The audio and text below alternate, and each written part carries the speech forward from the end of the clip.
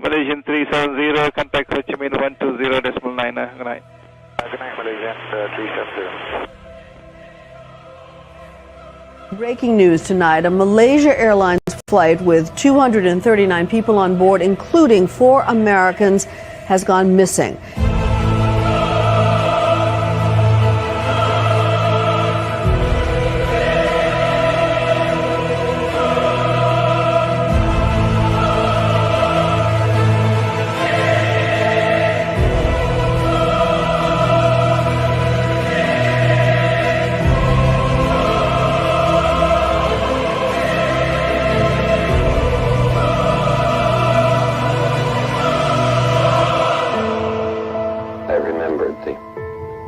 From the Hindu scripture, the Bhagavad Gita, Vishnu is trying to persuade the prince that he should do his duty, and to impress him takes on his multi-armed form and says, "Now I am become death, the destroyer of worlds."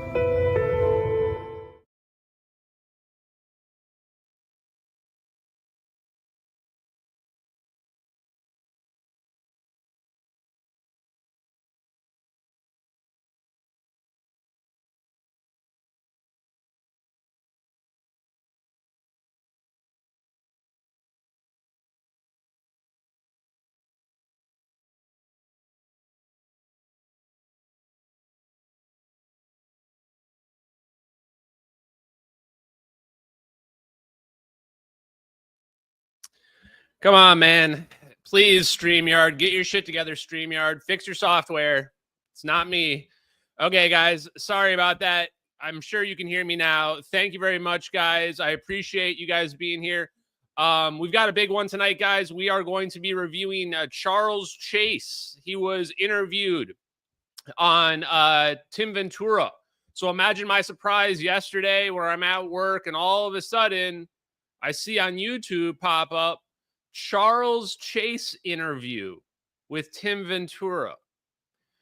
If you haven't been paying attention to what's been going on the last few weeks, I have found this guy, Charles Chase, who's a fellow at Lockheed Martin Skunk Works, who seems to have been like the heir to Ben Rich. I mean, they overlapped at the Skunk Works, they did.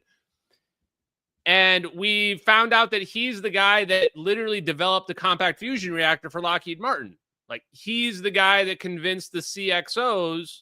And he's also, turns out, he's the guy that has a patent for the coherent matter wave beam, which is like what we think they need for the plane, to teleport the plane. So we find this guy, and then we find his APE, Advanced Propulsion or Alternate Propulsion and Energy Conference.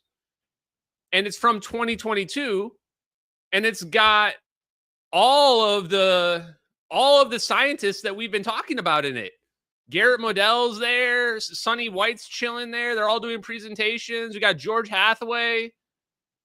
And then we find this guy, Paul Thibodeau, as well, and he's got a different free energy device that made a lot of hoopla.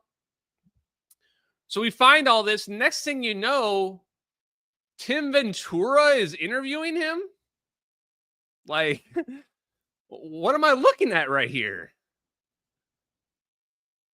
So I first have to address and react to just seeing this and my absolute surprise. Because I thought there's no way in heck he's going to ever do any interviews with anybody.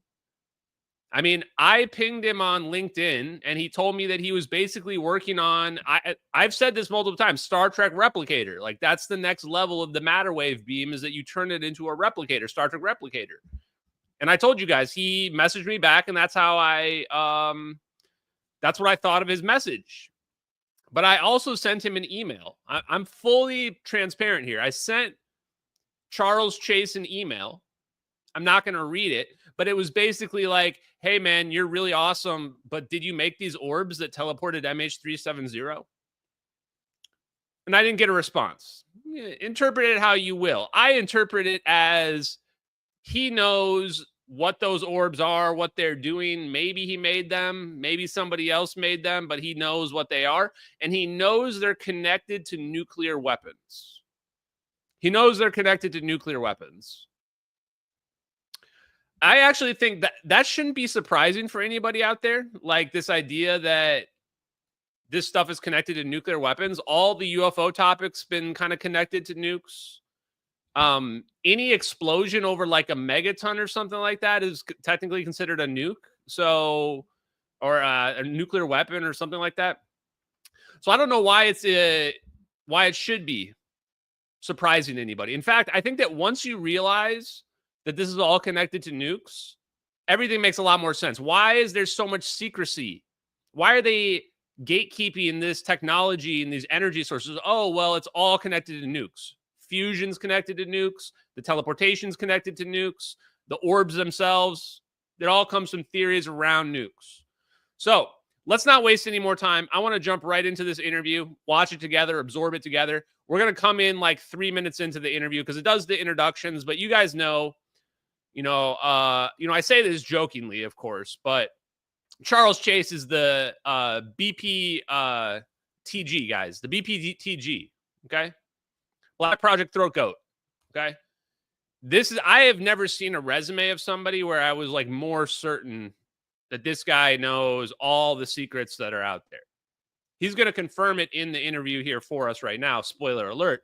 But I'm more convinced that he's connected than I am of like Hal Puthoff. The reason being, Hal Puthoff has all the right connections. He's more connected on the spooky side.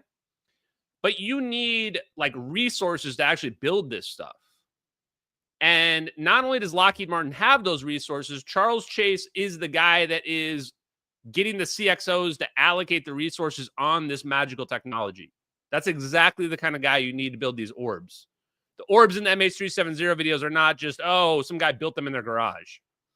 No, it has to come from a major defense contractor. Okay, let's listen. So let me begin by asking, what led you to transition from Skunk Works to founding the UNLAB? Yeah, so at the Skunk Works, I founded and I ran the Revolutionary Technology Programs organization. So our job was to develop the technologies at the tip of that spear. And so our team worked on any sort of technology that we thought would have a significant difference for Lockheed Martin systems. And so that was really exciting. And so, but the team, we were kind of like a startup inside the Skunk Works itself, I would say. And but it was going super strong, right? Our fusion program was fully supported.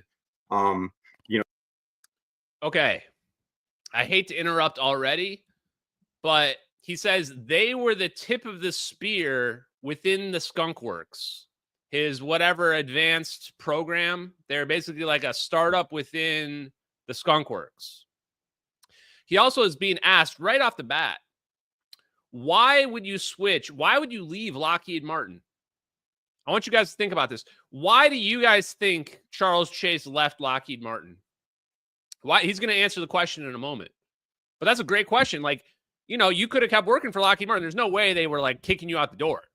Like, you're a legend, guaranteed. You built their compact fusion reactor. And then right there at the end, he's bringing up right away. He's not even prompted. He's bringing up the compact fusion reactor right here. He's bringing it up.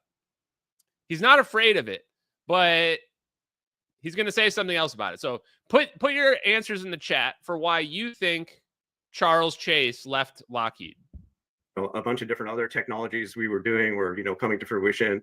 We had transitioned several things to recently to Lockheed products, and I had taken on a new role, which was mining the entire Lockheed Martin Corporation for technologies that would be moonshots, things that make a significant difference and that can, change the world essentially. That, that's always been my job and my responsibility there. Okay. Wow. What was his job and responsibility? To mine all of Lockheed Martin for moonshots. We can tell from the context what moonshots means. Moonshots means figure out how to build UFOs. Basically, look through all of Lockheed Martin's crazy technologies that they've got buried, cold fusion, whatever, right? And then figure out how to turn that into something amazing, like a compact fusion reactor. So you find out, oh, we've got this flying saucer or whatever that we dug up or the government gave us. Let's figure out how to do some anti-gravity, a little bit of fusion from nuke programs. Let's mix this all together. And now we've got a compact fusion reactor. Now we've got some orbs that can fly around. I'm just speaking hypothetically here. The fact that his job was to be the guy to go do that, he's 100%. He should be the one testifying. This is the person who should be testifying to Congress. If I don't see Charles Chase testifying to Congress the next UFO hearing, I'm going to just burn the thing to the ground. Like critically on social media. Critically, because it's a sham. Unless you're talking to the guy who's like, literally the resume says he's the guy that's figuring out the magic technologies, you're not really talking to the right people. I don't want to hear about how many alien species there are. I want to hear about how Lockheed Martin's Charles Chase built some magical orb technology that can teleport planes. That's what I want to hear about. At the Skunk Works. And, you know, and I had that opportunity to mine the entire corporation for technologies. And, you know, I kind of had done what I could do. And it all was super positive, but I knew there was more that I could work on and more that I could make happen. And so, you know, I retired and started the UNLAB along with my partner, Kate. And, you know, and so we've been fairly successful as far as, you know, our goal remains exactly the same, is to develop breakthroughs that can help the world, but, you know, do it really without much of a profit motive or no profit motive. Mm. Wow. Whoever said money, you were wrong. Actually, he left Lockheed Martin because he wanted to bring these technologies out without a profit motive. Charles Chase, I wanted to hate you so much, sir. Chat, time to crash out, probably. I wanted to hate Charles Chase so much. I figured he's a Lockheed Martin guy. He's gatekeeping technologies. But now I look at this, I go, he's just a normal guy. And he did some amazing things, but unfortunately they're proprietary because Lockheed Martin owns them because they owned him. And now he's like, hey, I'm going to go ahead and I'm going to do my best to get this information out there. And the reason why I do believe him is that he's doing the exact same thing that I'm doing. You get to a point where you realize you can't convince people. And you really shouldn't even try. It's not worth your energy to go around trying to convince people of magical technology that their minds can't even comprehend. You know, it's not a good use of your energy. What is a good use of your energy is highlighting the people that are already doing it. And what was Charles Chase doing in his 2022 presentations? He was highlighting all the free energy devices that he knew worked. And he knows they work, chat. He knows. Like I said before, one of the things I said about this guy is that he's not having Sonny White and Paul Thibodeau and Garrett Medell come on because he like thinks their technology might work. He's doing it because he knows it works and he's trying to boost them along. So props to Charles Chase, legitimately. Like he's shot up the scale of engineers that I respect, even though he guaranteed 100% again knows what the orbs are and what the orbs are doing. That was actually what I kind of picked up when I went through the UNLAB website, and I will put links in the show notes to all of this. I strongly recommend that people visit your website. Again, I'm going to put links into some of the presentations that you've done. You have some absolutely remarkable material. And as I was reading through the website, what I saw with UNLAB is you have a much broader, more diverse vision now than what Lockheed is typically focused on, right? Which is stuff like applied aerospace science and engineering, you know, aircraft and engine design, radar and stealth, weapon systems and ECM, and propulsion technologies.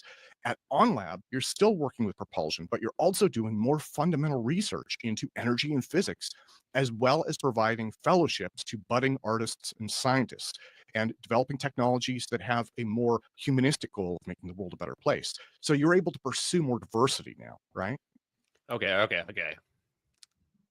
I hate to be this guy, but when Tim Ventura's like, I was going through your website and checking out all the amazing presentations. Bro, what are you talking about? I was doing that. I'm the one that made that website super popular. And because somebody on social media sent it to me and I started looking through it and I went, holy shit, this is crazy. And I did how many different, it's like 3 streams just on those presentations. In fact, we need to do more because those presentations are amazing.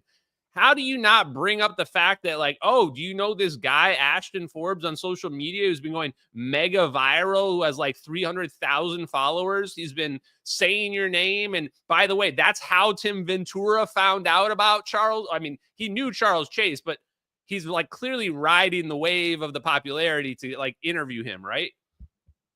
But isn't it just weird? Like, nobody wants to mention my name. How am I that scary of a guy? If I was just some lunatic making up some fake story, you would like be like, hey, you know that Ashton Forbes guy? He thinks that he's thinks that you're some kind of super mad scientist genius that figured out teleportation. Huh? Isn't that so silly?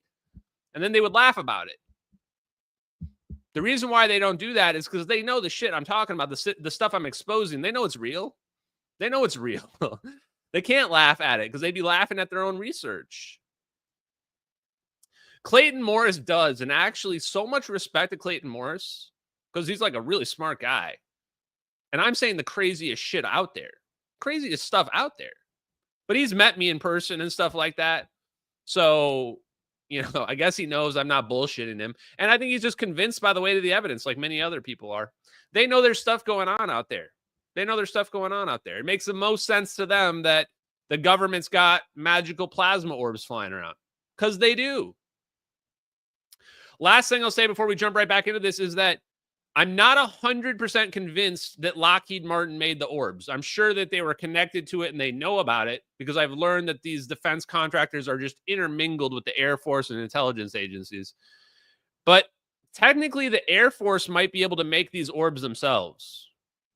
The military might be able to produce these themselves. Now, they probably outsource it to the defense contractors, but there's some possibility that the Air Force built the orbs themselves, and the orbs are Air Force, and the Gorgon Stairs Air Force, and the MQ-9s are Air Force. Certainly possible. Okay, more Charles. This is amazing, guys. Wait, this response right here. Pay attention. Yeah, so that's kind of interesting because, for example, the fusion program, and I'll say most of the programs that the Lockheed I worked on, I'm not free to discuss, what those are, because of various reasons. But the fusion program, the reason we were working on that was to make an airplane fly for a long time, right? And so developing a compact fusion source for that was what we were after. But what? He keeps bringing up the fusion program. And he's saying, we're trying to make an airplane fly for a really long time. But we know they're not trying to make it fly for a really long time. They're trying to make it fly forever. Where's the Lockheed Martin compact fusion reactor? Right here. Fusion is a much safer option. Next generation of airplanes that doesn't rely on fuel and can just stay aloft, unlimited range, unlimited endurance. Unlimited range, unlimited endurance. Right there. But there he just says it, though. He says, I can't talk about the stuff I did at Lockheed Martin, and he can't talk about the fusion reactor. Guys, what the hell is happening right now? Where is my Pulitzer Prize? Why is Congress not demanding Charles Chase, whatever they got to do, subpoena him, pull out the law? I'm not a lawyer. Get the man to testify. They have a compact fusion reactor. Isn't that enough? That's enough. That's enough justification to barge down the door and get the fusion reactor. Are we saying that, like, literally fusion reactors are like, it's okay to hide a fusion reactor from the world? You have a working fusion reactor, but you're just allowed to just hide that from the world? That's enough, right? Where we can like figure that out. Like, nobody's denying they have one. Charles Chase is saying, I have it. I'm not allowed to talk about it. His resume says that it was successful. It literally publicly went dark in 2018, 2019. That was 6 years ago. 7 years ago. They're clearly not planning on giving us the fusion reactor. They've had 7 years to tell the truth, and they're hiding it. Is free energy for the world not enough reason to, like, have the FBI barging down the doors of a company, take their servers and investigate them? Meanwhile, we're going to do a UFO hearing arguing about how many different species of aliens are visiting us with zero evidence, by the way, zero evidence. Just literally hopes and dreams. Hopes and dreams say that maybe there's 7 kinds of aliens. No, maybe there's 6. They're all fighting over us. Lockheed Martin has a working compact fusion reactor that they built for unlimited space flight. Can we get some of that? Actually, just insane what we're listening to right here. He's not denying any of it. We also talked about how that would also provide energy for everyone and would help the world, right? And so, yeah, so, you know, those Provide energy for everyone. Help the world. Can we do some of that? Can we, hey, Lockheed Martin, if you're watching right now, can we help the world and provide energy for everyone? It's been 7 years. You think we could have some of the technology just literally hiding from us? And don't give me some bullshit about the government is hiding it. Just release a paper about it. Just release a scientific paper, say, here's our beta of 1 where we've got our magic ball of plasma that just floats around. And by the way, it's so efficient that it's just free energy forever. Can you just do that? It'll be pretty hard for the government to hide it after you release a paper like that. I'm so sick of all the bullshit excuses. It's national security. I have some NDAs. Lockheed Martin didn't make enough money this quarter. Sorry, no free energy for the world for you today. Thank you, Zach Dagger, by the way, for this huge donation, brother. Appreciate you. Wow, that's a giant one for a Friday, guys. Thank you very much. I appreciate that. Okay, we'll let him keep going. You know, now we don't have so much of that dual use, although if you notice, a lot of my funding comes from Office of Naval Research, DARPA. So, you know, with any technology, there's going to be multiple uses. Sorry, did he just say that most of his money comes from Office of Naval Research and DARPA? Guys, who do you think, like, this man's like the Bruce Wayne of Black Project Technology. There's not going to be anybody else on his level. I guarantee you they all know who Charles Chase is. They all do. Make this man famous. Make this man, look at these glasses. He was built for fame. He looks like Elton John. There's, you know, positive, good uses, but you can also use any technology pretty much for, you know, war and defense. So, you know, that's always there. He's just saying it. He's like, well, you can always use, like, he was just talking about the fusion reactor flying forever. And he's going, well, we could give everybody unlimited energy forever, but you can use it for war. So sorry. Oh, you wanted some free energy? Sorry. We're going to go blow up some more brown people. Sorry. Their morals don't mix with ours. Jesus, chat. Every time I think I can't get more jaded by this world, it just, there's an old saying, like, when you think you're at the bottom of the barrel drops out. That's us every day. That's us every day, chat. Well, at the UNLAB, do you have primary focus areas right now? Again, from going through the videos and looking at some of the past speaking engagements that you've done, like one of the big ones that I picked up was vacuum energy as how that applies to both propulsion and electrical generation. That was exciting to me. But you've executed fundamental research grants for DARPA DSO, again, Office of Naval Research, Limitless Space Institute, and you have these university collaborations in place. Have those relationships helped define your focus areas? Are they pushing you in a specific direction in terms of overriding big projects that UNLAB is built around right now? Yeah, so I would say it's more the technology that drives the projects versus the other way around. So it's really what is possible, and sometimes what's the adjacent possible. So what are the different pieces that can come together to make something new? And, again, with that focus on, what's good for mankind, what's good for the planet, what's good for the biome, so with that focus on there. And yeah, so like you mentioned, a great example of one of our focus areas is generating propellantless propulsion, which has been a holy grail for a long time and very controversial and maybe scientifically controversial, I would say. Chat, these people need me, chat. I didn't realize how bad these engineers, they need the anger translator. They don't have one. What is Charles Chase talking about here? Propellantless propulsion? He's talking about EM drive. Go Google Ashton on Twitter. for bold predictions, and you're going to see one of those bold predictions says EM drive is real. How do I know it's real? Because space isn't empty, folks. EM drive is real. Warp drives are real. Wormholes are real. It's all real physics. And here's Charles Chase who's going, one of the things that we're looking into is EM drive. I know it's pretty controversial, but we're still looking into it. Bro, what do you mean you know it's real? You know it's real. You've worked at Lockheed Martin, and you know Lockheed Martin already had that figured out like 30 years ago. How are they so afraid to just say the truth? They're terrified to just like be bold about their claims. This is where they need someone like me to be like, dude, EM drive's real. We've had it figured out. You're an idiot that doesn't understand physics if you don't realize how it's possible. Oh, my second law, but the first and second laws of thermodynamics. Yeah, well, you don't realize we're in an equilibrium, and we can make an asymmetry in that equilibrium, and we can use that. Right? Just like how we can harvest energy from a waterfall. Does anybody say like, oh, you can't harvest energy from a waterfall? That would break the laws of thermodynamics. No, they don't say that. We make dams and hydroelectric power. Create an asymmetry. Okay, here we go. Because the fundamental conservation laws would say that propellantless propulsion, really isn't possible. But, so that's an example of a technology that would have a huge impact.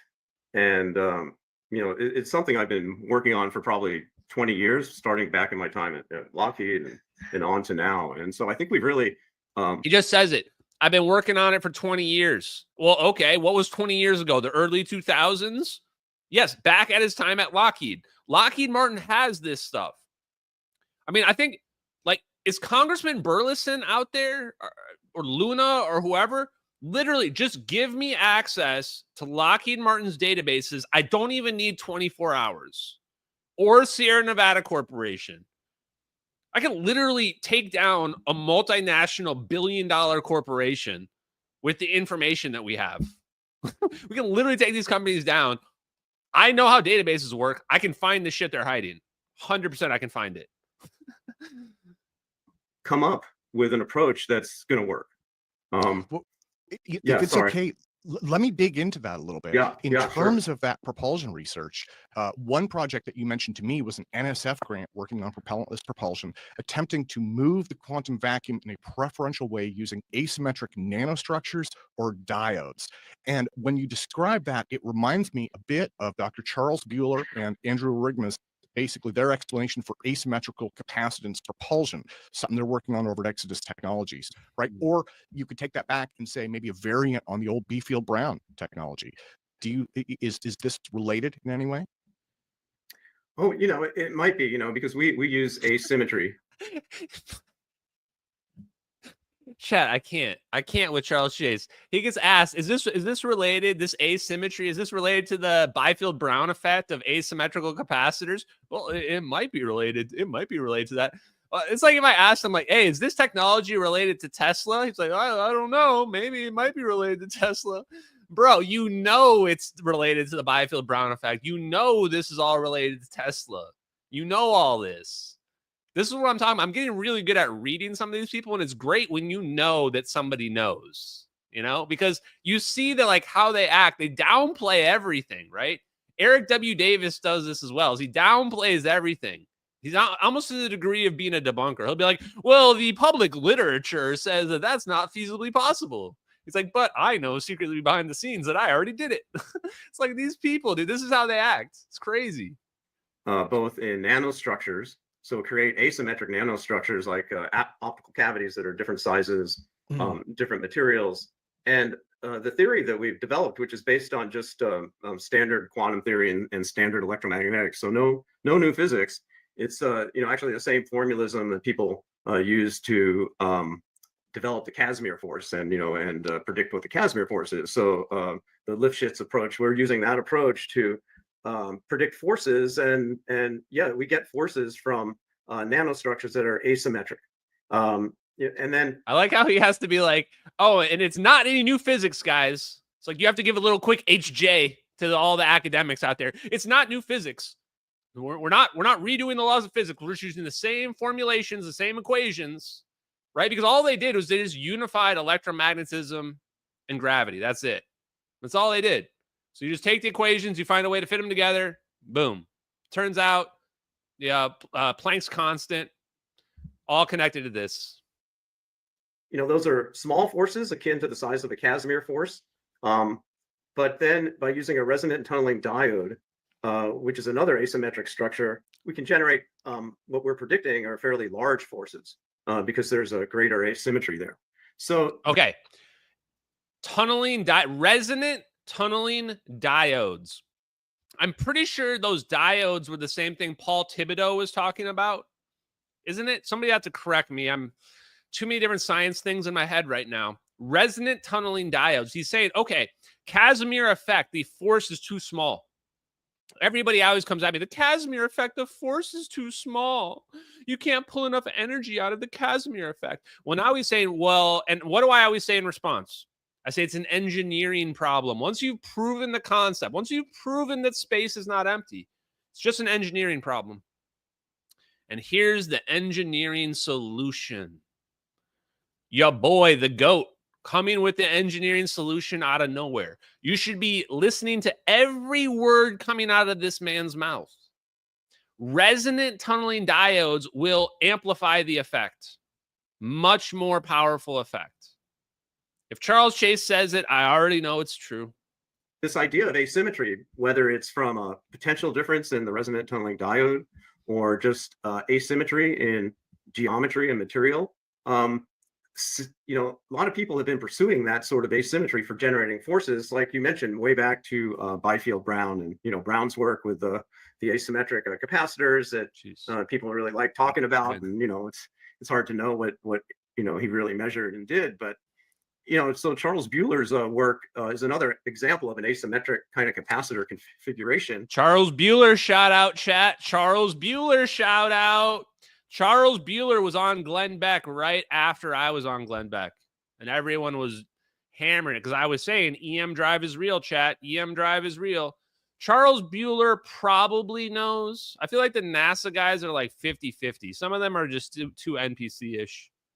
You know, there's other companies out there like I think Hover Incorporated. There's Evo, I believe. There's different companies out there that have these asymmetric sort of structures that are claiming that they're you know, that are measuring forces. Oh, Evo. You know, those measurements are really hard. I know what Evo is, chat. Evo is one of the other EM drives. Evo, IVO is what it is. Evo. It's not EVO, it's IVO.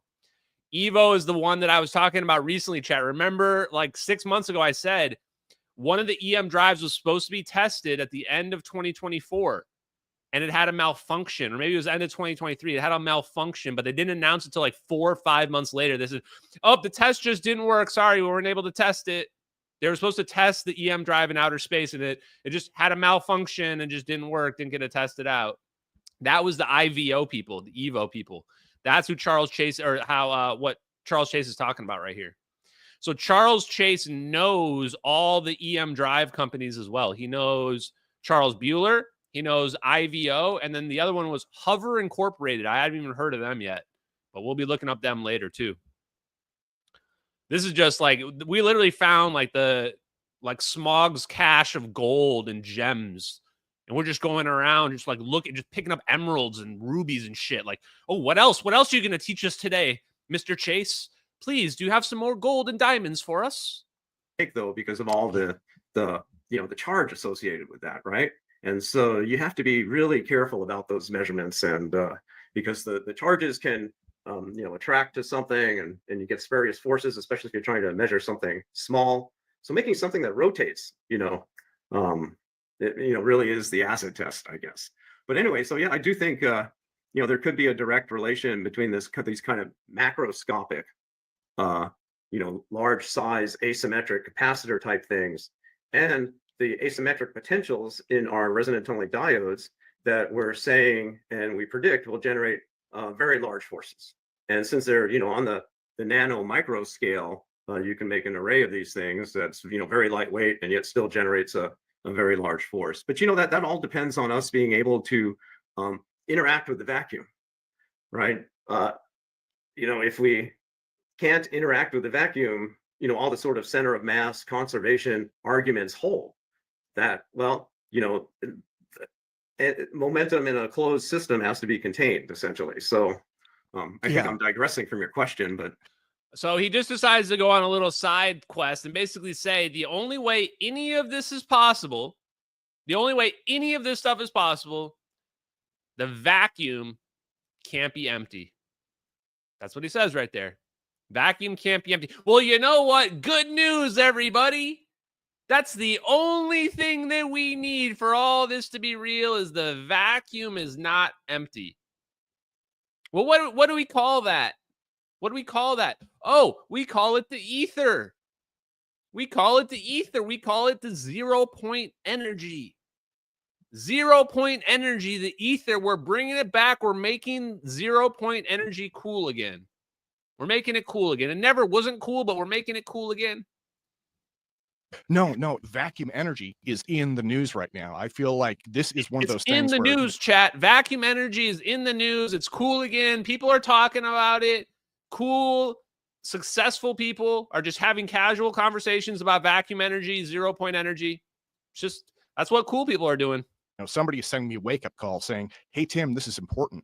Not only is Charles Bueller's team producing net force without reaction mass in these, again, as you mentioned, larger plate asymmetries, but both doctors Harold Sonny White and Garrett Modell over at the University of Colorado described converting Casimir effect 0 point energy into electrical power. You just mentioned the Casimir effect yourself. So I wanted to ask if you're also exploring potential energy generation aspects of ZPE. And do you have any thoughts on the emerging science that White and Modell are working on?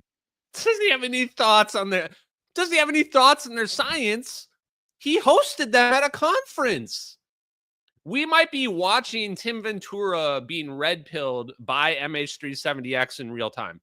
He might be having like a crisis of conscience going on here. This is wild to watch this all play out. Okay, yeah, what are you going to say?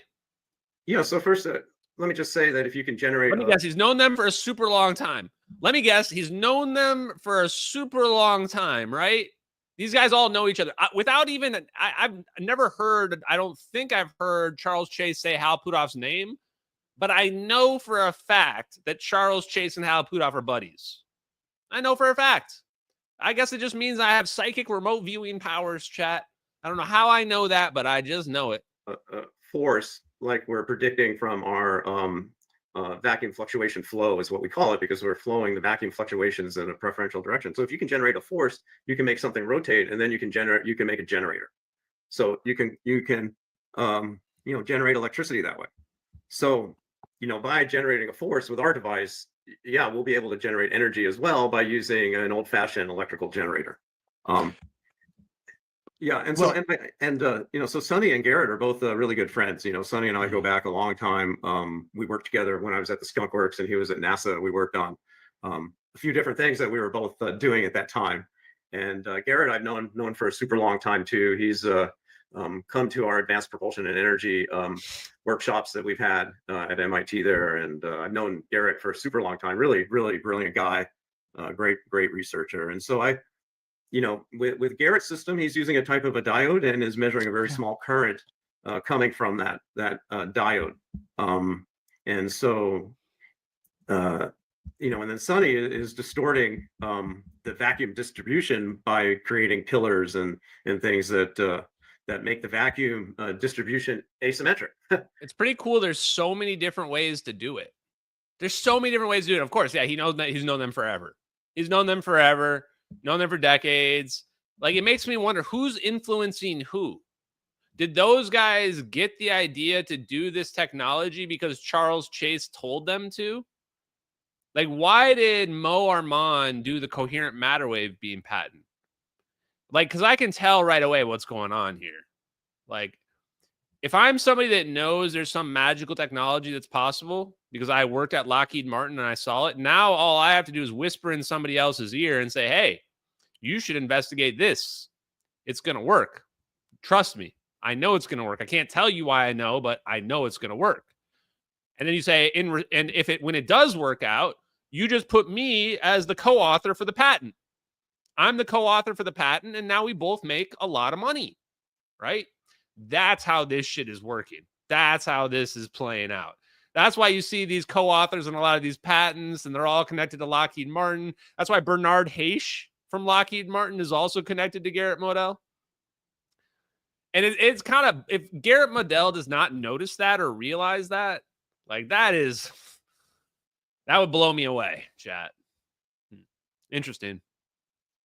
And because it's asymmetric, you can generate a current that way.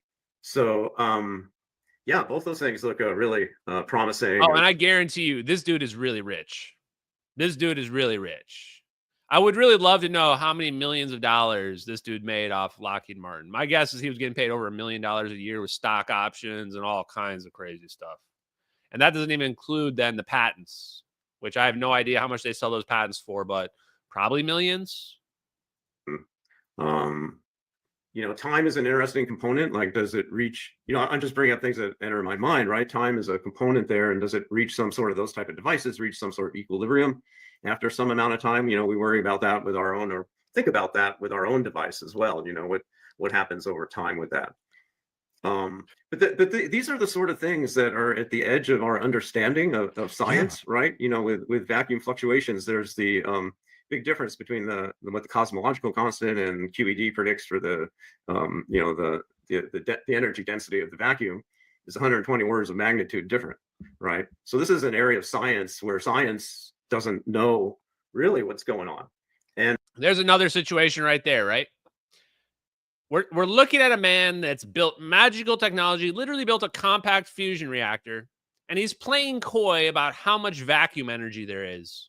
He's going, there's 120 orders of magnitude between the cosmic microwave background, which is what we think of as the background energy, and the background energy is calculated based on quantum mechanics. This is very important, so I'm going to say it one more time.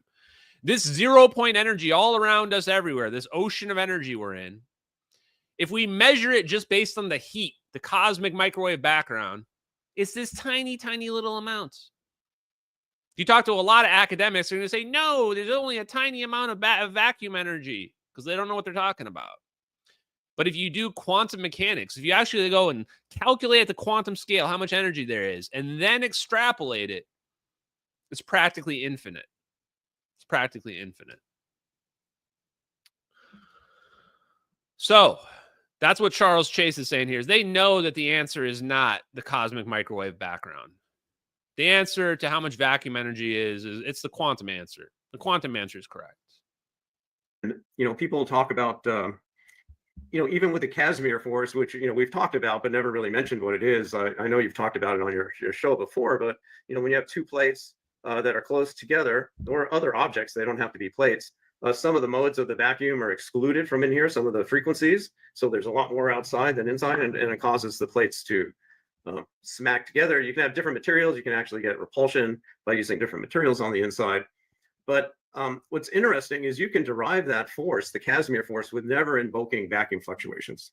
It's something called radiation reaction, and it's a normal ordering in the quantum electrodynamics. I don't know that much about it. I'm not, I'm an armchair physicist, if anything, and but I do know that this is the case. So again, that's an example. Are vacuum fluctuations really real or not? And can we use them? What's the are they mutable? And what's this difference between the cosmological constant and the value that QED predicts? So I'm just pointing out this is the area that science should be pursuing, and people, the funding agencies, like you mentioned, like NSF and others, and should be funding this type of work that is in the unknown and is on the edge, and that's the only way. Okay, so now we're just basically on our soapbox saying that they need to be funding this research. They don't need to fund this research. We already know the answer. Just give us the compact fusion reactor and everything will just tumble out. Like, do I really just have to make it this clear? Do I have to make it as clear as possible? You don't need a bunch of research to figure out stuff that Lockheed Martin already figured out 20, 30 years ago. The moment you release your magical fusion reactor that can fly around and produce unlimited energy, people are going to wonder how the hell that thing's working. And then the unification and realizing that the vacuum energy is wrong, all that will just instantly happen. So this is the craziest stat. We don't need laws for disclosure. We just need people to just tell the truth. Just tell the truth and reveal what you already know, and we can just advance civilization like 100 years overnight. Like 100 years overnight. I even forgot. We haven't even talked about unification theories in so long because it seems redundant to me now, but they've already figured out unification of quantum mechanics and general relativity. That's like a huge thing for physicists. That's like something like, it's barely even registers on the scale of the science that we're talking about. That's like the base thing. That's like the entry point to the science we're talking about. That blows people's minds. Kaluza-Klein figured that out in 1926. 1926, we unified the gravity and electromagnetism. Scientists are still coping. The breakthroughs are going to happen. Well, you know, in terms of White and Modell, as well as what you're doing with tunneling diodes and what Buehler is doing on a slightly larger scale, in terms of 0-point energy, I mean, probably like anybody else who took college physics, right? You know, we all learned about ZPE. We all learned that if you hit the vacuum hard enough with the particle, it'll eject an antiparticle. You know, the basics are all there. But there was always this idea that you can't extract net energy from it. And so to see what they're doing now, I'm like, oh my God, you know, that's amazing. And even more amazing, the part for me that is mind-blowing is they're putting it on a chip, which means they can put that into transistor packaging. They can fabricate that like a semiconductor. And so with the tunneling diode system that you're using, in theory, as you refine that, do you think that that's something that you might be able to put on a chip and basically amplify the power thousands or millions of times? Yeah, so that's the way we make it. We make it just in a regular semiconductor fab, and we. Did Tim Ventura not know that those are microchips that they're doing? It's like a diode. What do you think a diode is? A diode is a semiconductor. Semiconductors refer to all of the components of a microchip, of a circuit, of a tiny little circuit. So semiconductor industry, when we talk about a semiconductor company, we're talking about microchip companies. That's what we're talking about.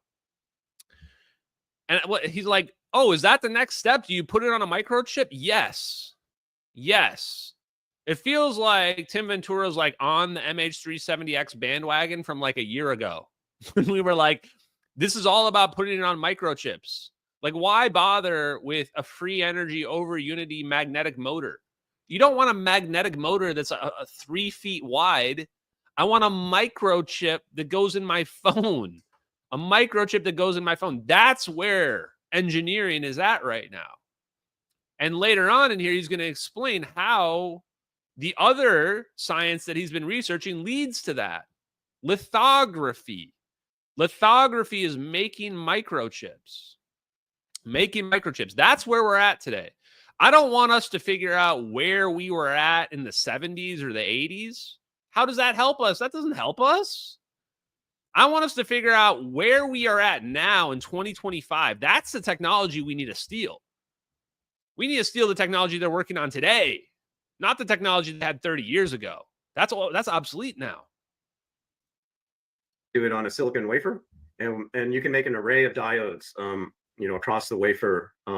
So you can have millions of diodes, all generating forces, and those all add up together. So that way you can generate with these very micro structures really large forces. And the first application we're looking at is for space propulsion, because it's you don't need much force. But as the technology matures, just kind of like Sonny's and Garrett's, they're generating a little current right now. As we understand more about the mechanism and the physics, of course that's going to increase. We'll be able to generate more, I would think. We'll be able to generate larger forces that would have a lot of terrestrial application as well. And like I mentioned, just being a generator and making a magnet rotate, you can generate electricity that way. Everyone could have their own little thing that's generating electricity, and never needs to be plugged in or fueled or anything, right? So sounds kind of impossible, and yet it's it's all based on scientifically valid assumptions. So but it hinges on that one key thing. Is the vacuum something we can interact with? And and can we consider the universe an open system, which to us it is. It's an open system. So yeah, so we're changing the vacuum, and that's going off somewhere. That's, you know, that's someone else's in the universe's problem or issue. I don't know if that makes any sense. That last thing he said there is relevant. He doesn't dig into it in this interview, but he mentioned it in one of his presentations. Is so if we are manipulating the vacuum, conservation still holds. So if we are somehow able to make a system where we're able to get over unity out of that, then that means there must be a debt being paid somewhere else. What he's implying here is that if we pull some energy from over here, it's got to be coming from over here. So he's saying, like, if we are exchanging energy, it's not that we are like breaking the laws of physics. We just don't see the impact of it. This is actually kind of a scary thought. There's something called the twin universe theory. And that theory was basically developed to try to understand how free energy could be possible. Like, you imagine that we're on the surface of a lake and you're looking at your reflection down below, right? It's like, okay, well, if I pull energy out of here, then it's yanking it from below. So wherever this were to move, that means I'm subtracting from here and I'm adding to up here, or vice versa. So it's kind of like thinking like that. And it's another way to think of it's like plucking a string on a guitar. It's going to vibrate back and forth as well. So I don't know if that's necessarily accurate to how the world will really end up, how it really ends up working, but it's a scary thought to think about, is that when you're taking your free energy, you might be taking energy from someone or somewhere else. Just keep that in mind, chat. Keep that in mind. Sense or not, but you know, if we're sending momentum out by changing the vacuum, well, that's going to go somewhere. It does make sense. And I want to, once again, point viewers to the links that I'm going to put in the YouTube show notes, because you did a presentation. This was a late 2022 presentation where you drilled down on vacuum energy. It was like at least an hour PowerPoint, if I remember correctly. And you went through all of these various aspects of it in great detail, along with the physics. I mean, that was the first presentation. The first live stream I showed was going through that vacuum energy presentation, wasn't it? I feel like it was. So for people who want to learn more about that, I absolutely want to point them to that. Again, I went back and forth through that thing for a couple of hours doing research, and it was wonderful. It was a wonderful overview. And you mean you watched my live stream? I mean, like, my live stream went over it for a couple hours. Yes. You talk about propulsion, you talk about energy generation. There is so much substance and information there. Now, I did want to touch on something that's a little bit different, and that's Paul Thibodeau's graphene energy converter. And this one is intriguing to me because from what I have read. You mean my other live stream? My other live stream about Paul Thibodeau? That one? Yeah, okay. How have we not mentioned my name yet? I mean, how have we not mentioned my name yet here? It's kind of awkward. Like, did they talk about me before or after the interview? Like, hey, there's this big guy on social media. I'm just going to rehash everything he's been saying for the last couple of weeks and ask you about it. This is like a proxy interview. I might as well be the one interviewing him. Tim Ventura is doing a great job asking him the questions I would have asked him. This rectifies background energy, but Thibodeau describes it as rectifying Brownian motion, or basically latent heat energy from the environment into electrical current rather than extracting energy from the ZPE. It almost sounds like these are maybe two aspects of the same underlying constant. I don't know. What are your thoughts on that? Yeah, so I know a little bit about Paul's work. You know, he gave a talk at one of our advanced propulsion and energy workshops when his first experimental information just came out. I haven't followed too much of that lately. I should see how Paul is doing, but yeah, so, you know, I thought that he was thinking that the random fluctuations would happen whether or not you had thermal fluctuations. So I'm not really up too much on where he's at, and but you can imagine, you know, vacuum fluctuations making that graphene move, and then, you know, that causing a little bit of current. You know, he went through a lot, as I remember, to get his paper saying the right things so it would be accepted. Yeah, that was, and it was a breakthrough when it came out. I remember reading some news stories about that, and it was mind-blowing. Right, right. And So it took some really hard thinking to reconcile what he was observing with the laws of physics. yeah, And he was able to do that to the satisfaction of the reviewers. It really just doesn't it feel like he's just like he's saying what only he can say from like to be accepted by academia? Like it feels like he's very carefully cutting out his responses here. He's like, yeah, I thought Paul Thibodeau was going to say that like it has to have a thermal, vibrate, a change in order for that to do it. But no, Paul Thibodeau is clear. There doesn't need to be some thermal change for that thing to be extracting energy. He says that. I remember actually Charles Chase asking that question. And oh yeah, Paul Thibodeau had to go through all this work. Yeah, bro, you know what would really help Paul Thibodeau out? If like you could be like, hey, yeah, I know it all works because we did all that stuff at Lockheed Martin. That would be pretty helpful if you said that here. But no, he doesn't. now, without mixing myself up too much, because again, I'm kind of reaching the edge of what my definitely walking research the was line. able to teach me. But one of the things that surprised me was in Thibodeau's case, there was this idea of rectifying latent heat energy, which is almost like Maxwell's demon or Maxwell's zombies, right? Depending on who describes it as what. And so the idea is that you have kind of a one-way valve for heat energy. More energetic particles based on natural distributions may end up accruing on one side than the other, and you build up a gradient. You can build up a current from that, right? And with zero-point energy, what you're describing in diodes sounds similar. I recall this may have been yourself. It may have been Garrett Modell. I don't remember which. Basically saying that electrons can tunnel through some types of diodes, and if you modify the diode correctly, you may be able to generate a net electrical current just through random tunneling, right? They can tunnel one way, but not another because of the way the diode is constructed. And again, that idea just grabbed me. And I said, wow, amazing. Paul Thibodeau was Yeah. saying that, but yeah. So, I wouldn't be working on this so hard if I didn't think that there really was something here. And, and I've known that for a long time. Okay, chat. What more do you need? There it is. There's the confession. There's the confession. Full screen. Full screen. Here we go. Let's just go back 5 seconds or whatever. Something here. What, 10 seconds, let's say. On this so hard if I didn't Grab me. And I said, wow, amazing. Yeah. So, I wouldn't be working on this so hard if I didn't think that there really was something here. And, and I've known that for a long time. It's kind of more than just, well, this is scientifically, engineeringly interesting. It's kind of like, I'm driven to do this and I know that we can make this work. I know there's something here and I've known for a long time. It's not like I'm just scientifically interested. I'm driven. What does that sound like, chat? Does that sound like anybody on your screen right here? Yeah, that's what it sounds like when somebody finds out that they know there's magical technology and they know the world's never going to believe it.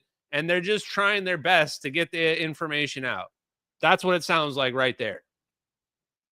He's known for a long time. He knows the stuff is real.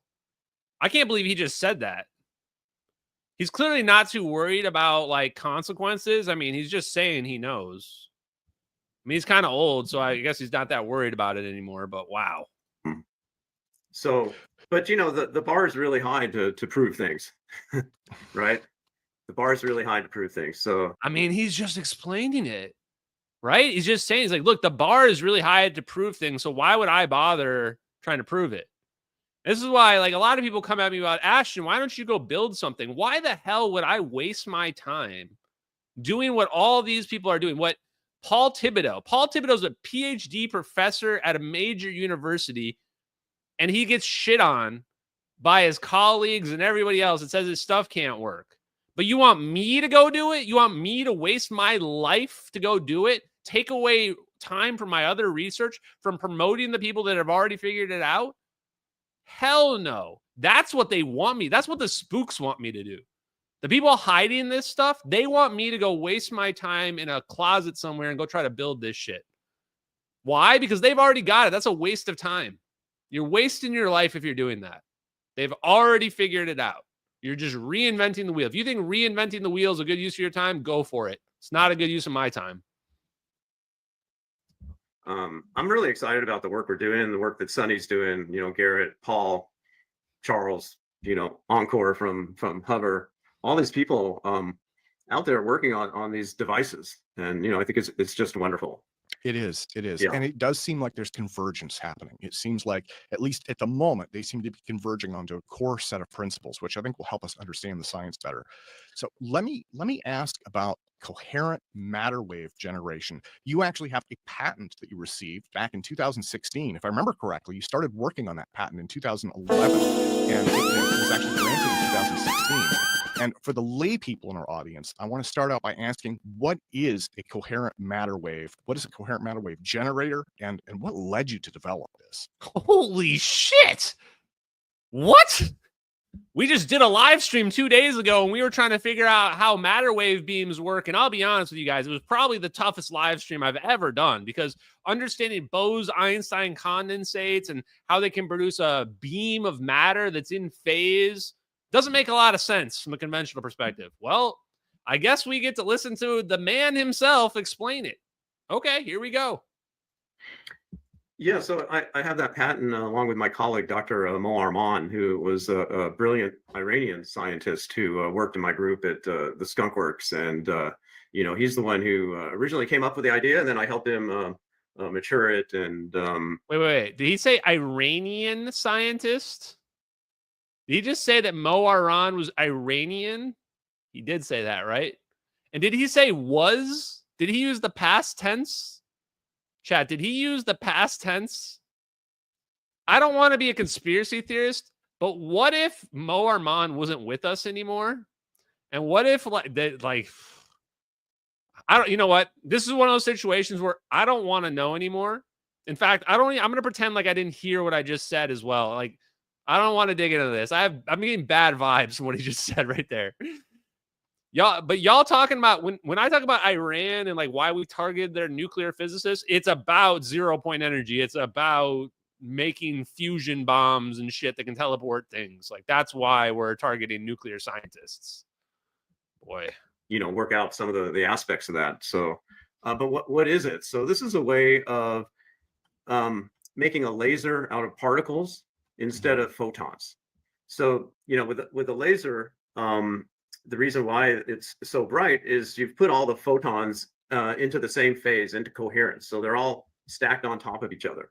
And that makes the intensity go up as the square of the number of photons instead of just linearly, which gives you this huge laser sort of power. So we've figured out a way to do that with particles versus photons. Now, particles are what's called fermions instead of bosons. And I don't know. Okay, here we go. We're actually getting to the sauce here. This was my whole confusion on Wednesday. Particles are fermions. Fermions mean like my hand can't go through the microphone. Fermions. Bosons, like light. Light would be able to go right through this. Light can stack up and then become amplified. That's how you can get all the phases lined up. So how the hell do you turn matter into a boson? How is that a possible thing? Bosons are what photons are, but so it being there's something called the Pauli exclusion principle, which doesn't allow you to put two particles that are fermions into the same state, and so you can't make them coherent. So we've figured out a way using something called the Arhana, and it's crazy because this invention has 5 different components that are all a little esoteric that come together to make it possible to make this beam that's 1,000,000 times more powerful than a laser. Or what I've been most excited about lately is the application to atomic scale additive manufacturing and direct manufacturing, so that you can use this coherent beam that you create by putting the fermions in coherence using the Aharonov bomb effect. You can use it to write features down to 0.2 nanometers. You can use it for doing like new sorts of chemistry, because the way that 0.2 nanometers. 0.2 nanometers is getting really, really, really close to atomic scale manufacturing at this point. That's really tiny. Yeah, somebody's saying how crazy the science is. Go ahead and try us. Go ahead and try us, chat. You tell me that there's some crazy effects that are coming together. This conversation is about to go completely off the rails, chat. It's about to go completely off the rails. I hope you're ready for this. Here we go. Get excited. By the way, just a reminder, guys. I think it was Wednesday or Monday. I've lost track of the days. One of those days we were talking about quantum tunneling being connected to fusion. Go back at one of the last two live streams. It was one of the last two. Quantum tunneling potentially being connected to fusion. Remember that? To think about this is that the atoms or electrons, which are the particles we're talking about, they're really waves, right? They're actually waves and have a frequency. And people have shown this, and they interfere with each other. You get interference patterns. People have measured the waves of vitamins and other things. So, particles are waves. And so by controlling the phase of those waves using our coherent matter beam device, we can do brand new chemistry that hasn't been possible before by combining the waves. Kind of think of it as a frequency combination of atoms. And by doing that, like I said, you can do new chemistry, but you can do atomic scale additive manufacturing where it's not, it's like the start of the replicator, right? You can, you'd be able to build something, from its atomic parts into a structure and do that at the atomic scale. Holy crap. He said it, chat. Literal replicator confirmed. Literal replicator 100% confirmed by Lockheed Martin. Senior fellow at Lockheed Martin. Top 0.1%, chat. If the man is saying it in a public podcast, they probably already had it 20 years ago.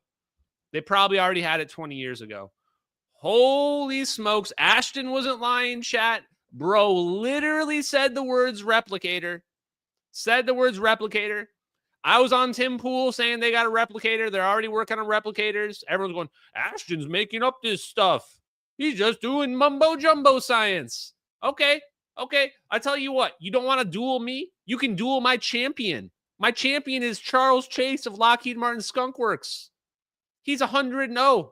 He's 100-0 when it comes to KOs in intellectual arguments. You got no chance against my man. I've seen what he did to Nobel physicists that said that we can't do warp drives. You don't want to go up against him. Just saying. Holy smokes. Honestly, it's more than just that. He didn't just say we have replicators. He says we can synthesize new elements. Did you guys hear that? Am I the only one that was like, alarm bells are going off in my head? Hey, we can synthesize new elements. What do you mean by synthesize new elements? Because of course we can. If it's all just waves, if matter is just a wave, and we get the waves in phase, are we doing fusion? What does it mean when we combine the waves? We're just combining wave functions together. To me, that sounds like you're just playing God at that point. What it really sounded like, the first thing that came to my mind was element 115. Element 115, the Bob Lazar element. The first thing I would do if we could create stable waves and mix waves together to make new elements, I would make a super heavy element that could be used as a fuel source, an unlimited fuel source for interstellar travel. Why? Because there's nothing in outer space. There's no matter to pick up in outer space. On Earth, we can use the air and the water to make our plasma. But in outer space, we don't have that. So in outer space, I would want some super efficient element that can produce a huge amount of energy. This interview is crazy. I mean, he just said, okay, we can make he's working on a replicator right now using his matter wave beam patent. And we can synthesize new elements. So yeah, we can do transmutation. We can do alchemy. We got everything is on the table. Everything. The future is crazy, chat. The future is actually better than the science fiction movies and TV shows. It's actually crazier than the TV shows. Speed, since it's that coherence and the n squared behavior, you'd be able to do it at a speed that makes it suitable for making devices in a reasonable amount of time that would have a lot of Yeah, applications. he's talking about So 3D I printing don't know it. if I explained how the coherent matter beam works very well, but I kind of talked about what the payoffs are of that. It's good enough for me. No, I appreciate your describing. It's an incredibly Yeah, this kind of also reminds me of the glitter conspiracy chat. Why is glitter some national security thing? Probably because they can make things super small. Making things super small. complex idea. And so this is one where I would absolutely recommend that people read up on this. I think you had a great description. It's just there's a lot of depth here, right? This isn't like a 5-minute overview type thing. But when I was doing research for that, what grabbed me was this idea of something called Atomronics, which utilizes coherent matter wave circuits, and it can do ultra precise interferometry as well as having applications for quantum computing. So when I read that, I thought, well, I mean, number one, the name Atomronics is the coolest thing ever. But then I thought, you know what? Not only is he working with vacuum energy, the UNLAB is also revolutionizing quantum computing, or at least has the potential to, right? Yeah, right. So, yeah, those Atomronics, I believe, use Atomronics? I knew there's going to be a connection to AI here. I knew there's going to be some connection to AI. All this technology is connected. I don't really understand the full connection to AI. My understanding was the AI needs energy for this, but if we're dealing with quantum entanglement and coherence, quantum computers are the next thing, right? Nobody really even understands quantum computers or what they do right now. So anything he says about quantum computers, I'm interested. what are called Bose-Einstein condensates, which are, at Ring! He just said the magic word, everyone. Bose-Einstein condensates. It's like a triple word score here. Every single buzzword that we've been researching. He was just talking about coherent matter wave beams, and now we've just gone straight to Bose-Einstein condensates. Let's go back about 10 seconds. Also revolutionizing quantum computing, or at least has the potential to, right? Yeah, right. So, yeah, those Atomronics, I believe, use what are called Bose-Einstein condensates, which are, at super low frequency. So the coherent matter beam, there's some superconductivity in it to provide mutual inductance, because things to provide Superconductivity, chat. Superconductivity. We've hit every single buzzword in this. the coupling that provides the synchronization of all the matter waves.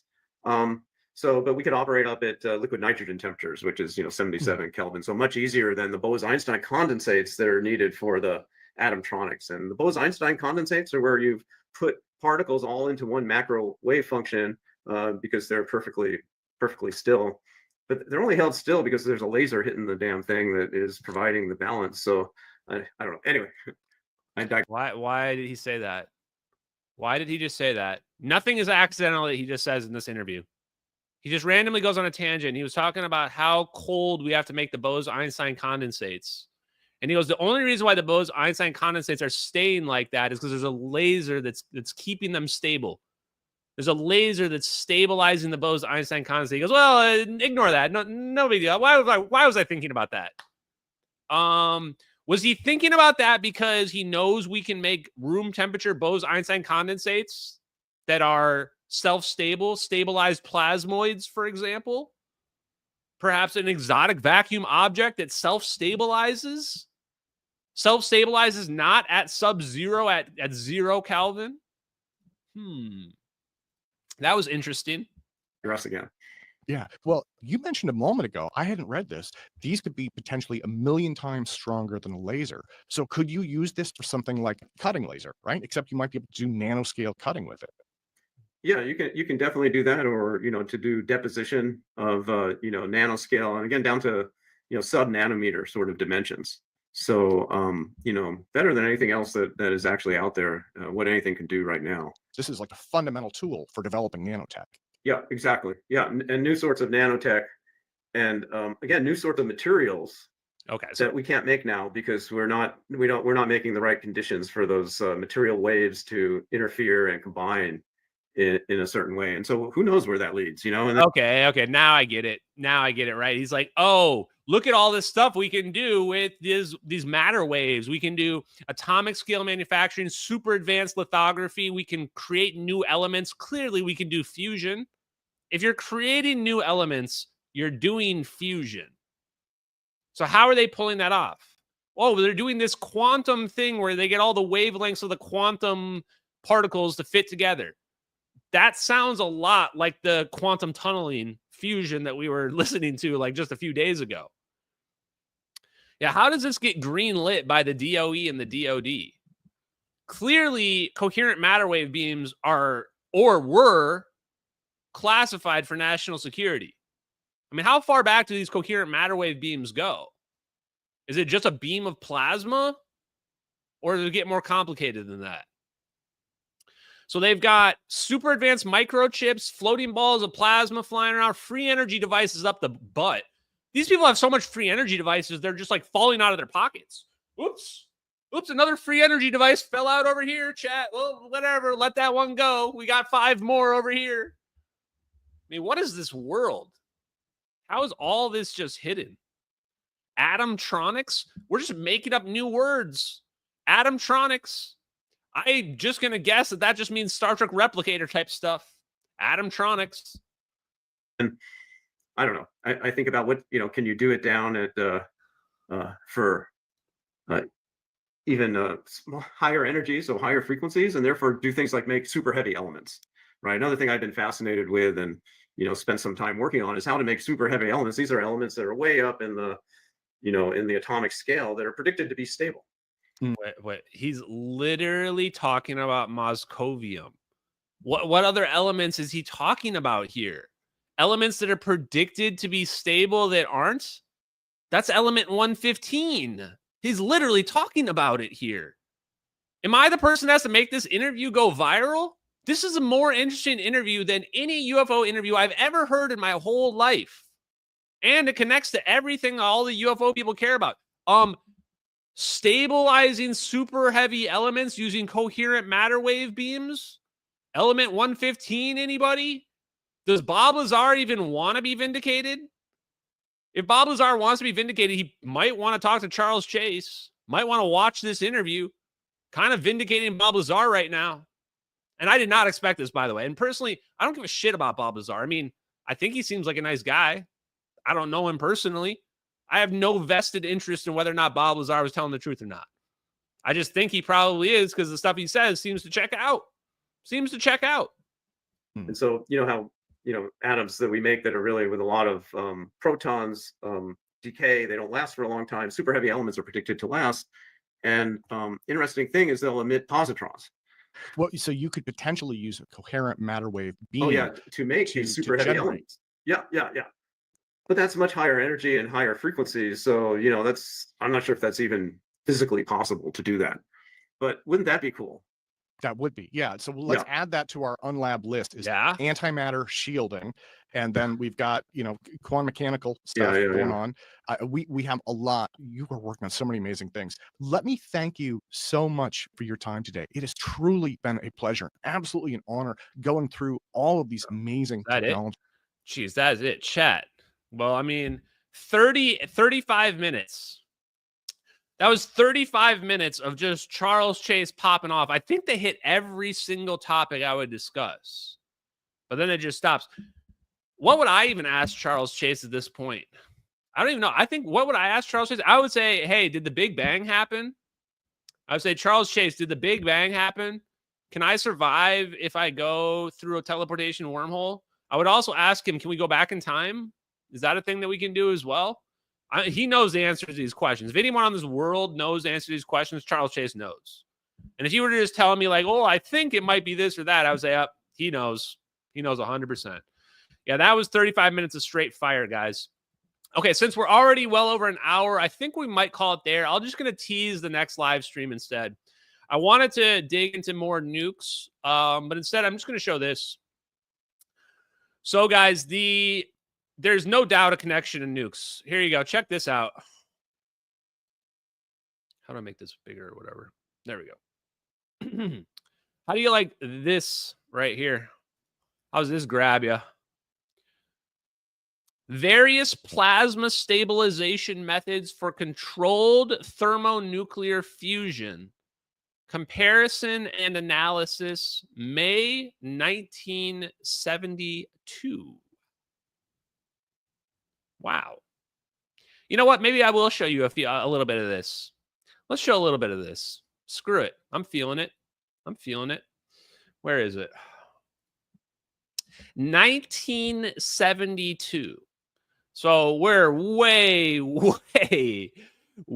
before a lot of the more recent stuff that we've been researching. This is one of the oldest things we've seen. This whole paper, I only got through about 20 or 30 pages of it, is all about using plasma and fusion to create efficient thermonuclear detonations. I mean, in fact, the more I read it, it just seems like it's all about just plasma and fusion. It's all about plasma and fusion. Oh, here we go. So here we go.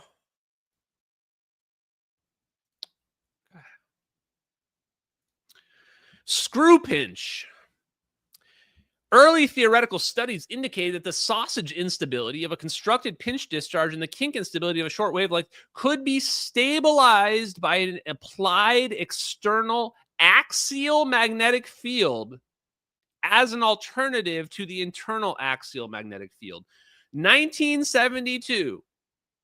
They were writing papers about stabilizing plasma using an axial magnetic field, just like the orbs in the MH370 videos.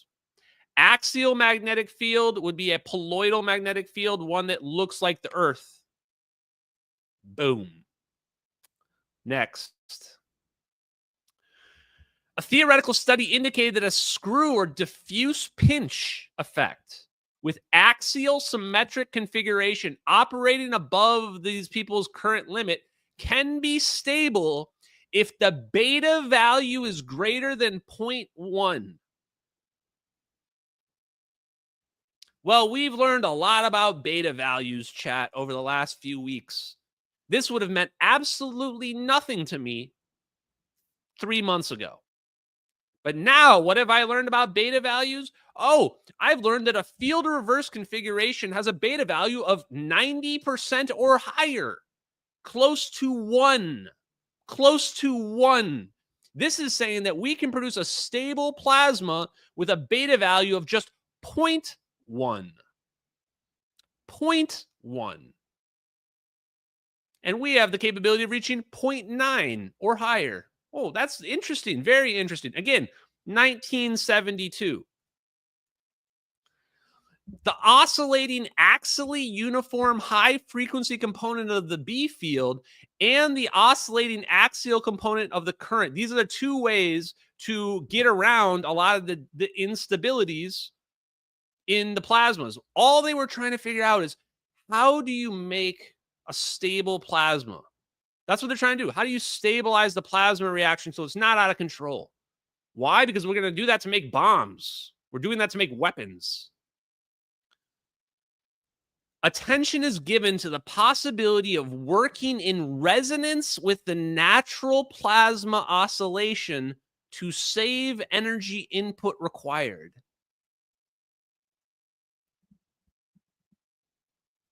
Wow, 1972, saying that you might be able to get in resonance with the plasma oscillation to minimize energy requirement. Sounds a lot like standing waves to me.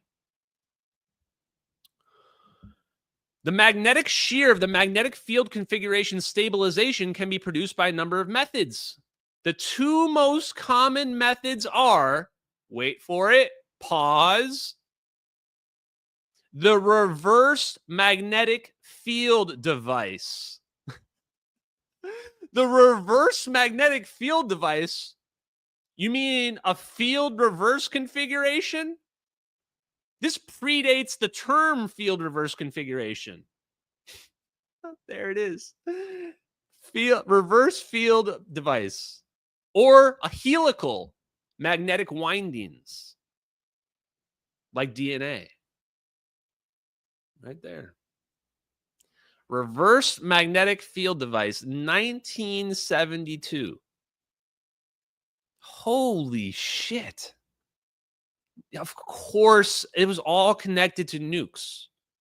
It was all connected to nukes the whole time. Fusion was connected to nukes, and fusion was connected to plasma, and they figured out stabilized plasma from building nukes. And then they turned it into a drone using ramjet and scramjet engines.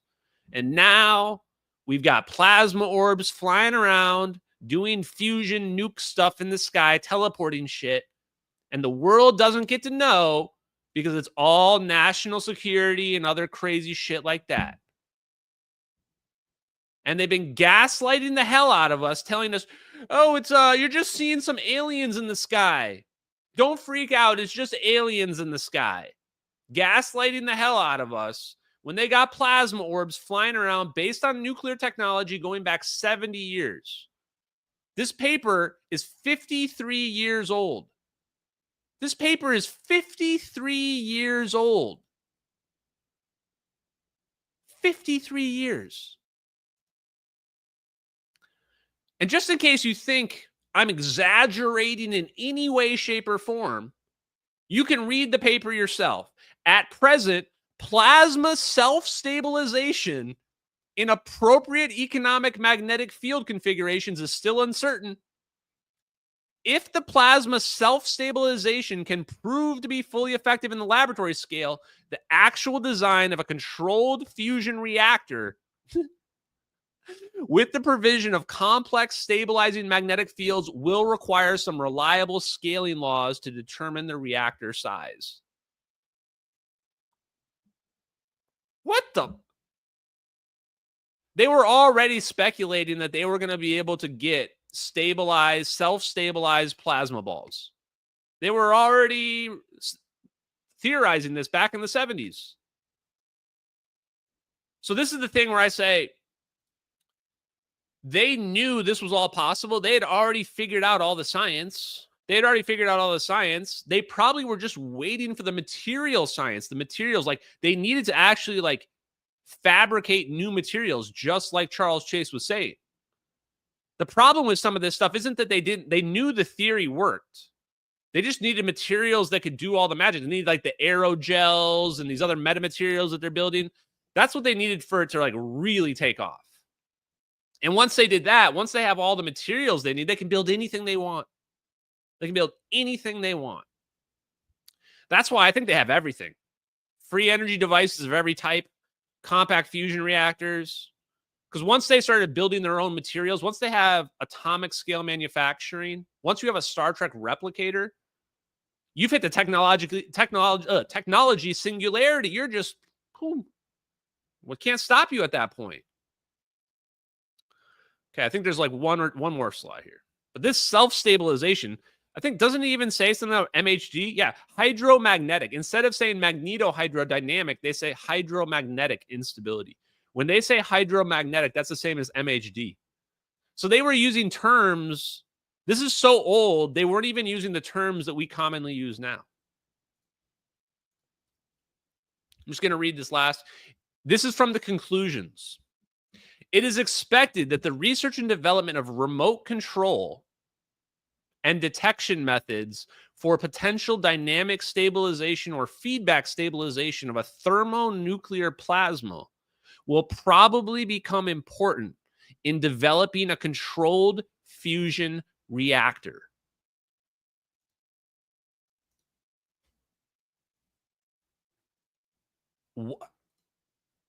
Right there in this paper about using plasmas for nukes, just decides in the conclusions of the paper, the research and development for dynamic stabilization of plasmas, of thermonuclear plasmas, will become important for controlled fusion reactor.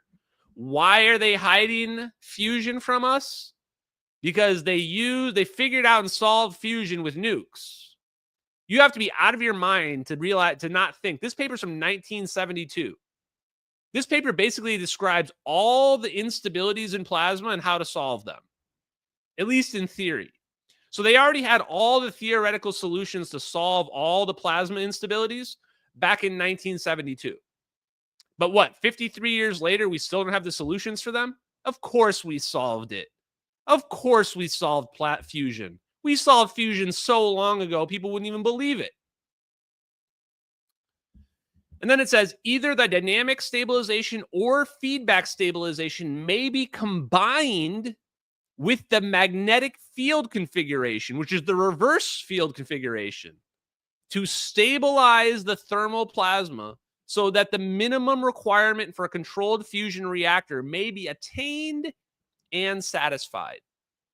This might be the exact paper Charles Chase read when he realized they could make a compact fusion reactor. Probably one of the papers that he read. Because there it is, says it right there. Whole paper basically says if you get a beta factor greater than 0.1, which we've got much higher than that, you can create a magnetic field so powerful that it'll create a self-sustaining ball of plasma. Self-sustaining ball of plasma can solve the instabilities by just making it vibrate or shake, vibrate or spin. Absolutely incredible, guys. What a live stream tonight, guys. What a live stream. Thank you guys for being here tonight. This has been awesome. Zach Dagger, thank you again for that huge donation. Wow. Thank you, guys. I saw the link in the chat. Thank you very much. I'll take a look. Chris, thank you again for those donations, man. Appreciate that. And yes, Ben Rich, the OG. Ben Rich was probably not lying. Ben Rich knew we had this technology. Nobody was going to believe this in the 90s. Nobody was believing this in the 90s. People don't even believe it in 2025. 2025, I found the guy that leaked the videos, found out all the technology, found out the operation, who did the operation, found out there's like clearly a cover-up of the missing plane. People still can't believe it. Not even in 2025. Trying to convince people this in the 90s, no chance. No chance. And then I don't know why these are showing like usernames. I'm going to fix that setting. But thank you very much for this donation. None of these people would be out there talking about any of this if you hadn't dragged it out there. Now, I don't deserve all the credit. Absolutely not. But I deserve some credit for sure. I literally made sure that 0-point energy was going to get into people's zeitgeist. And it is. People know about 0-point energy now. They don't really understand it, but they know it exists. And that's step one. That's step one to getting the government to admit what they did to MH370.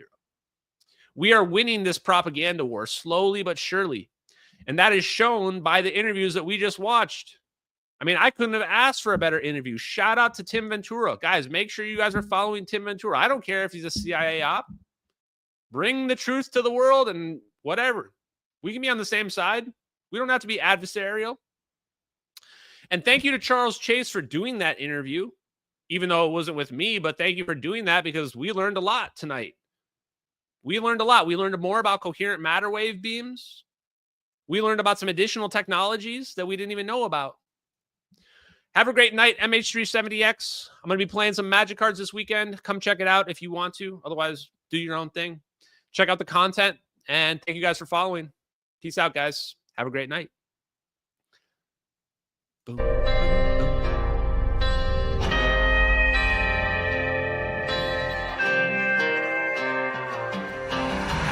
In the fields where the skies are wide, talking about a journey through the cosmic ride. Einstein and Thorne, they set the stage for a trip through time across the space age. Wormholes connect distant points in space, traversable paths to a far-off place. No black holes pull, no crushing weight, just a cosmic tunnel to a distant gate. Talking wormholes, stargates, negative energy, travel through the cosmos, it's our destiny. MH370, where did it go? Bowling 777 through a wormhole flow. We're talking wormholes, stargates, negative energy, travel through the cosmos, it's our destiny. MH370, where did it go? Bowling 777 through a wormhole flow.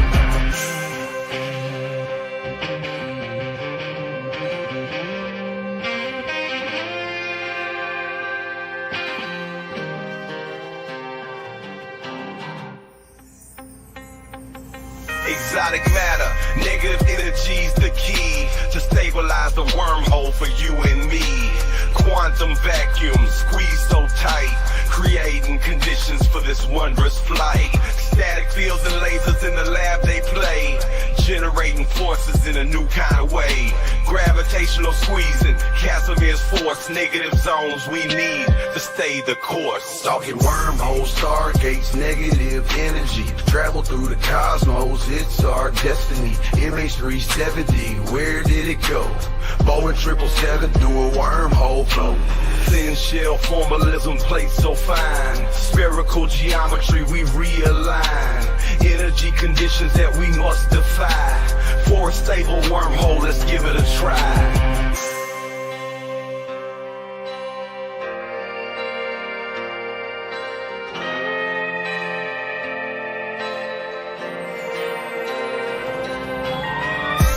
Forces balancing the plate, creating the throat, open the gates, from Earth to the stars in a single bound, a shortcut through space profound. Engineers and dreamers hold the key to future worlds and what we could be. With science in hand, we forge ahead through the cosmic paths that we now tread.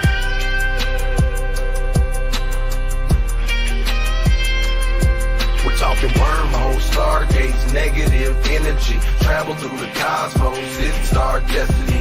MH370, where did it go? Boeing 777 through a wormhole flow. From the fields to the stars, we break the chains. Understanding the universe, we make the gains. Lil Hula Crunk shines, bringing truth to light. Through his music, we'll explore the night. With wormholes and stargates, our path is clear. Exploring the cosmos, our future.